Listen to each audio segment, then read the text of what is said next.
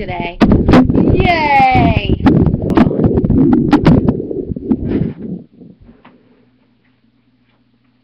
Gotta get my acting books. Let's see, who am I gonna be today?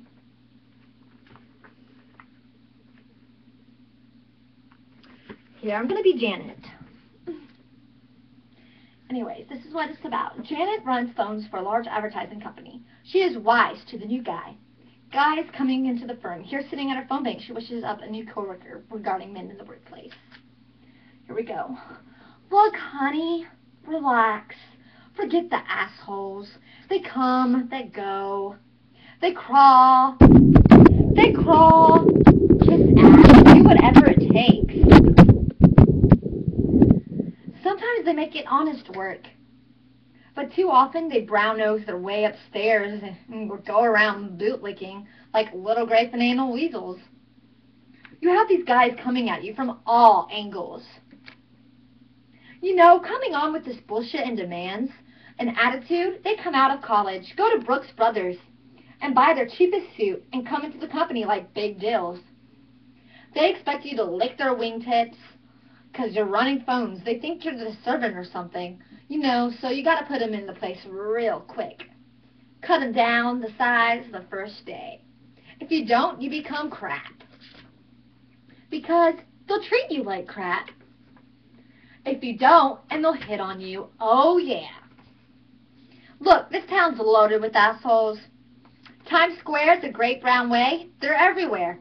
Come on, coming on like big deals with heads. So big they can't find hats to fit.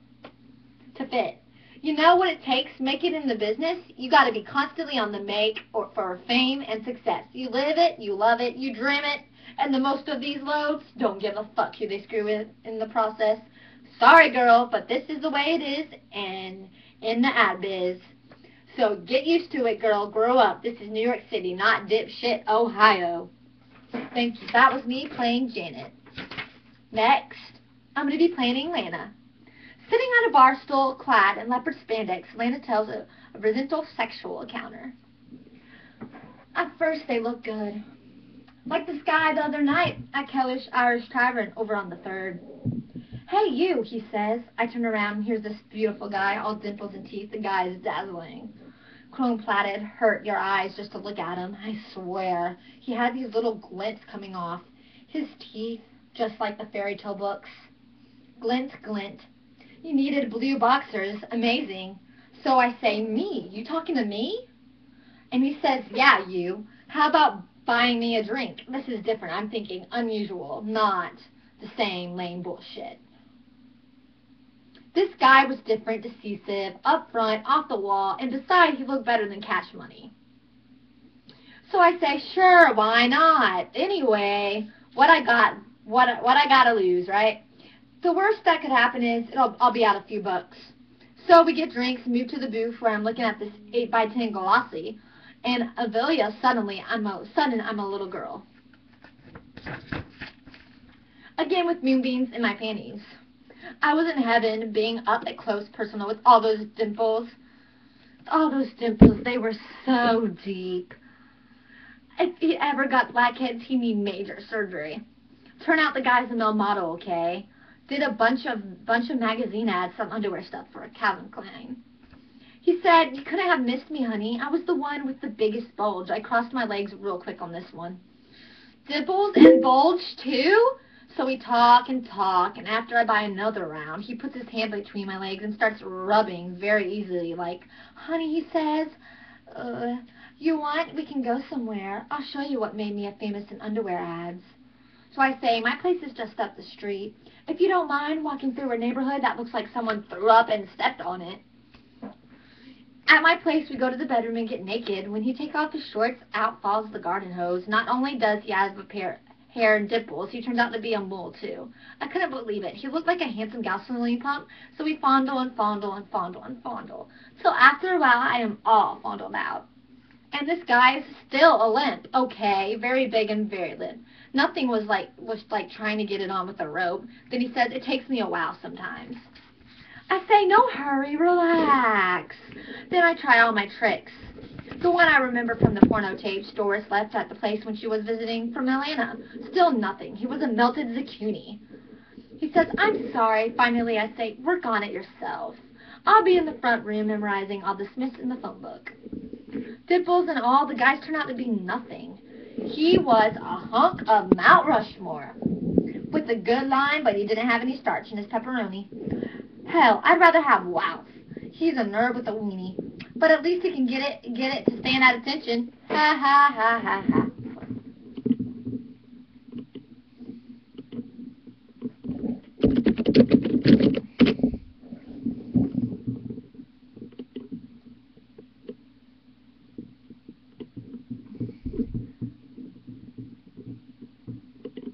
Next one I'm going to do. That was me being Elena. Next one is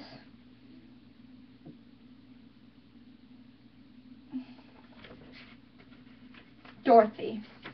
Dorothy, a cabbie, has seen it all. Let's call her one of the unshockables. Here's the unloaded affair as she drives him through the city. Mister, I've had everything happen in this cab. That can happen. Nothing surprised me anymore. At first I used to get all bent out of shape by the way people behaved and what they said. This is back when. Back when I was a young thing who couldn't bake a cherry pie.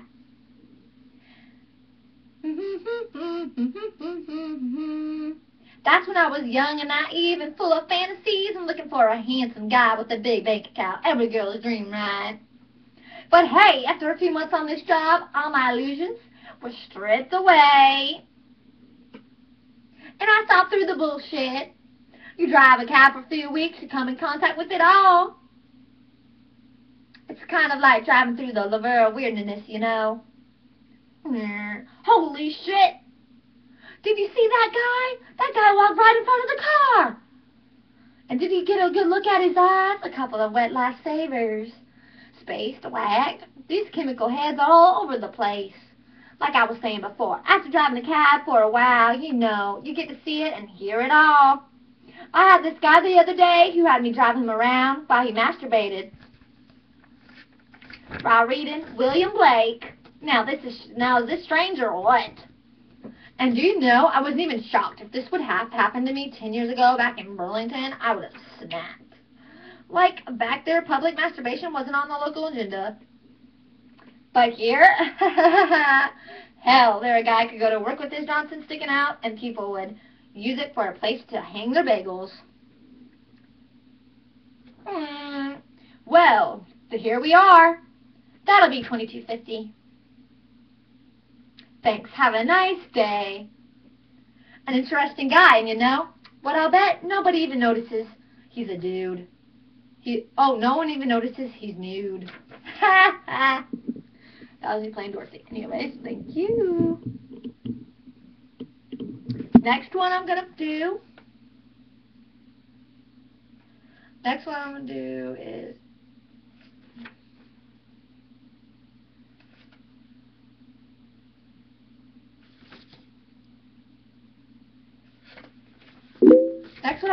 Frances. Here we go. There's only one thing to do. Okay, let me read you what it's about. Frances recommends homicide as a means of resolution for violent promiscuity. And I'm going to be Frances. Here we go. There's only one thing to do, Sally. Murder him. No, I'm not crazy. You have to. It's the only way to defend your honor. You can sit idly by and let him humiliate you like this. Let him make you a laughing stock.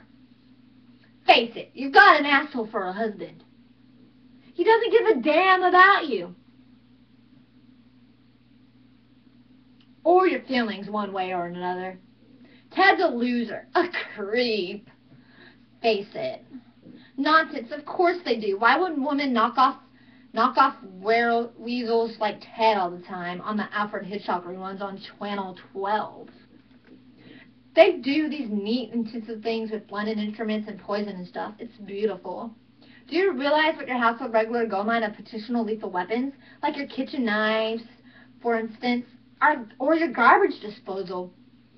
with the ancient on a disposal and like your gas. Gas is beautiful. Gas is silent, suitable, and clean. And easy. Get this. You put in a batch of brownies, okay? Okay. And suddenly, remember, you're out of something and you have to run down to the store, right? Hey, how did you know the pilot light was on the fritz? Perfect. The cops want to have a clue. Also, electricity. You just jimmy the 220 outlet out of your dryer. And when Ted checks it out, he checks out instant potato chip, just like that.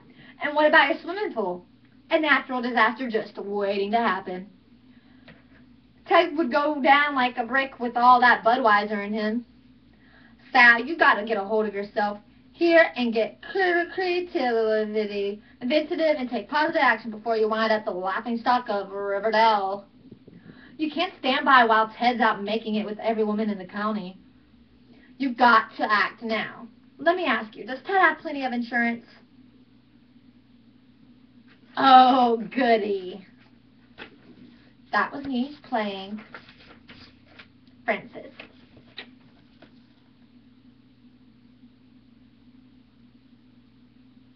Here, now I'm going to be Jan. Jan relates to computer dating experiences. So I figured, what do I have to lose? I mean, after the rotten luck I'd had with the regular dating, why not? And computer dating was at least scientific.